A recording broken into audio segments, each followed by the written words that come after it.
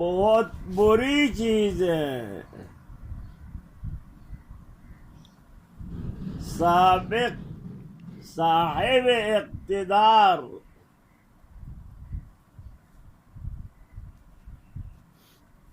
کی نجات خطرے میں ہے. قرآن نے فرمایا ہم آخرت کے دن اس دن کی سعادت کو ان ذوات کے لیے مخصوص کریں گے کہ جو زمین میں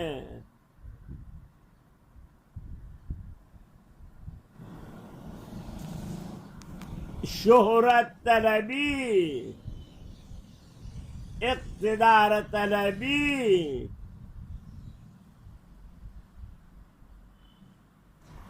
نام بلندی نہ چاہنے والوں کے لیے آیا دنیا میں اقتدار، شہرت سے باز، اقتدار سے باز کوئی رہ سکتا ہے؟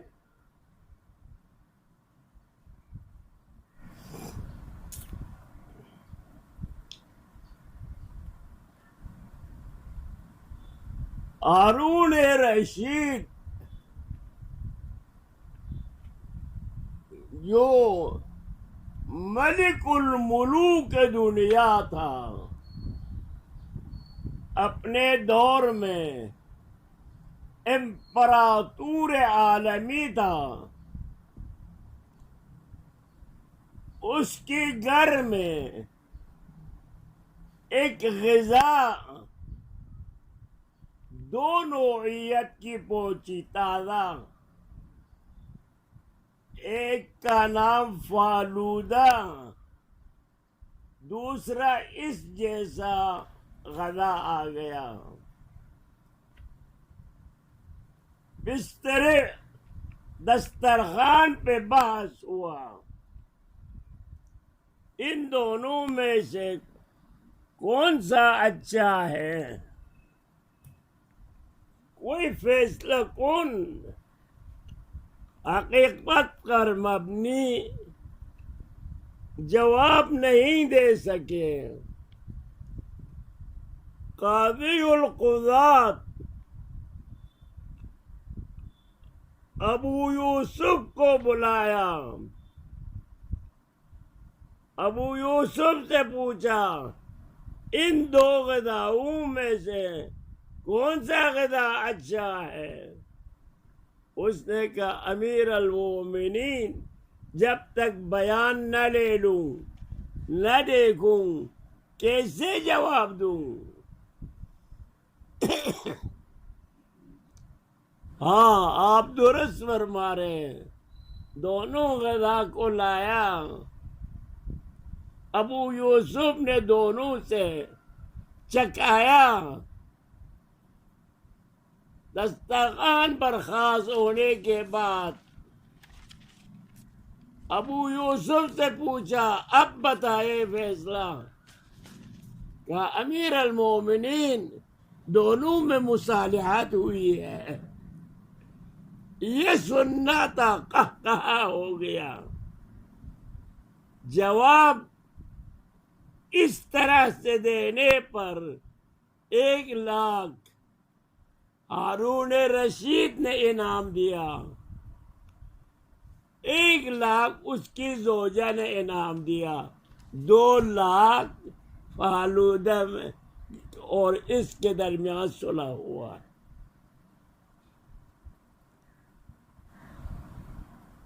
لیکن یہ علی ہے.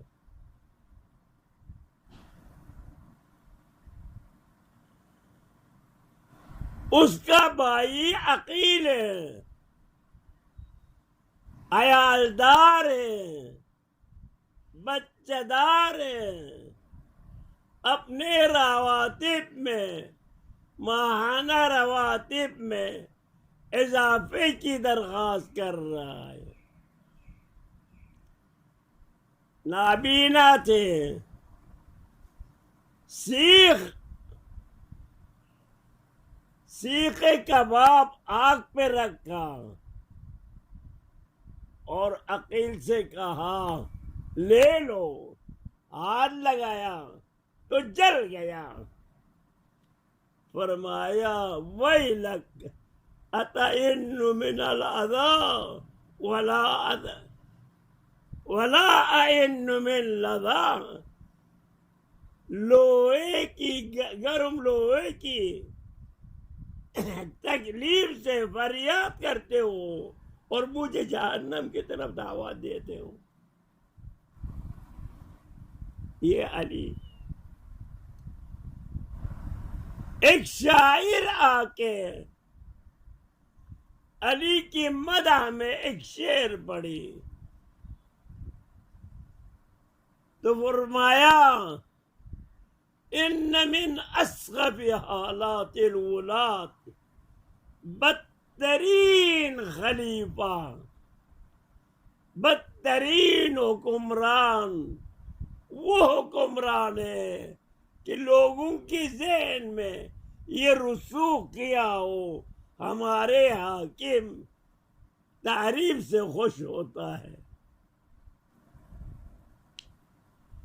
مغیرہ بن شعبہ علی کے پاس آیا،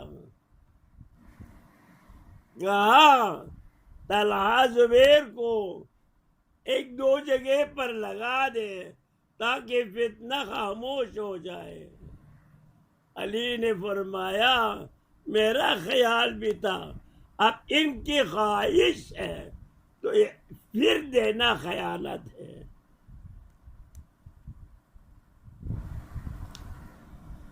یہ ضباط عمر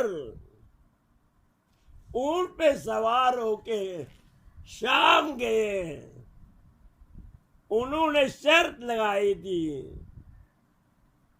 مسیحیوں نے ہمارے ساتھ صلح کے لیے خود خلیفہ آ جائے۔ عمر شام پہنچے، صبح کو خلیفہ سے ملنے جانا تھا، بادشاہ سے مقامی کسی نے کہا وہ بڑی حشمت دبدبے والے ہیں، آپ اونٹ کی بجائے گھوڑے پہ سوار ہو جائے۔ ایک رومال دوش میں لگتے تھے، گردن سے آویزان تھے، اس کے لیے ایک اپریشمی دوا لایا، وہ لگایا دوش پہ، دو قدم آگے بڑھے، مہار کیا اور اپنے ساتھیوں سے کہا ویلکم، افسوس ہو تم لوگوں پر، تم نے مجھے گمراہ کیا،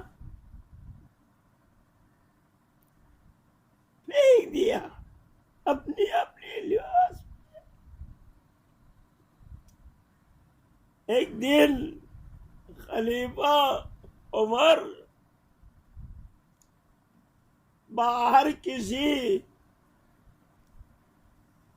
بوٹے کے سامنے سوئے ہوئے تھے، ایک عرب آ گیا، کہا یہاں کون سوئے ہے؟ کہا امیر المومنین۔ کہا سو جاؤ، ملک کو تم نے عدل و انصاف سے بھر دیا ہے، اب کسی سے خوف نہیں، آرام کرو۔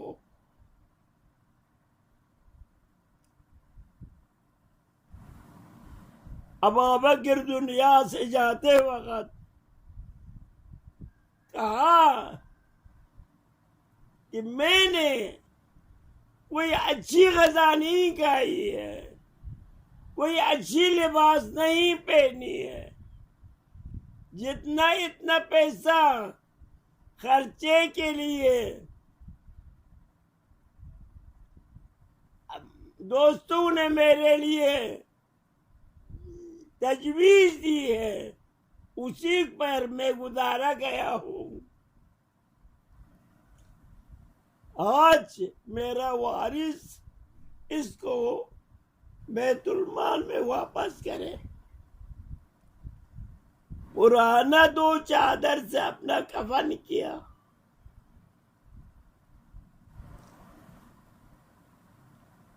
عثمان جس پر ابو حنیفہ کی فتویٰ لاگو کر کے اعتراض کرتے ہیں کہ 100 سال کے بعد پیدا ہونے والا ہے،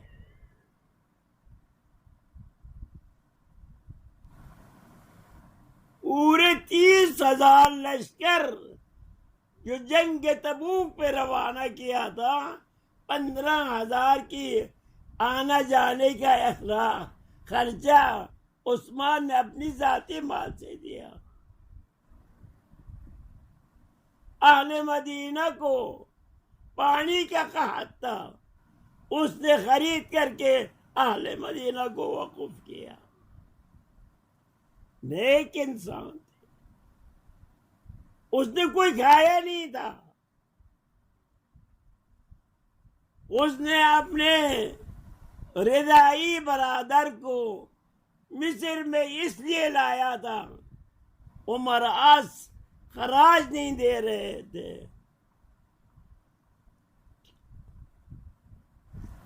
امیر المومنین نے بھی عقیل کو والی مدینہ بنایا، بصرے میں ابن عباس کو بنایا۔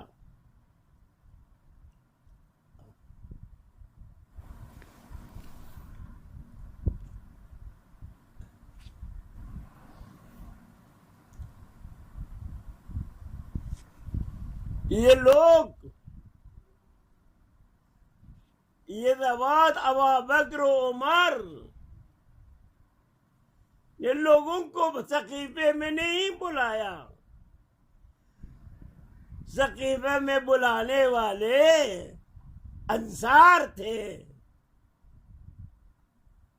وہاں جا کے یہ نہیں بتایا ہماری خدمات ہے، مجھے بناؤ، عمر کو بناؤ، عثمان کو بناؤ، نہیں بتایا۔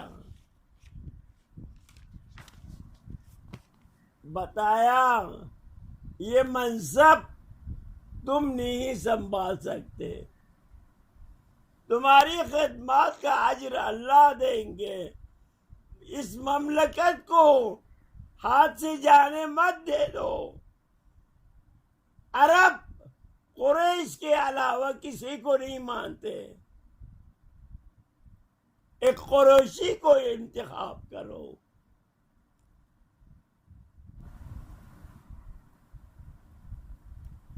ان کی خلافت کی دور کی لہجات، زبان، حرکات سنہری حروف سے لکھیں گے تو کم رونق ہوگی۔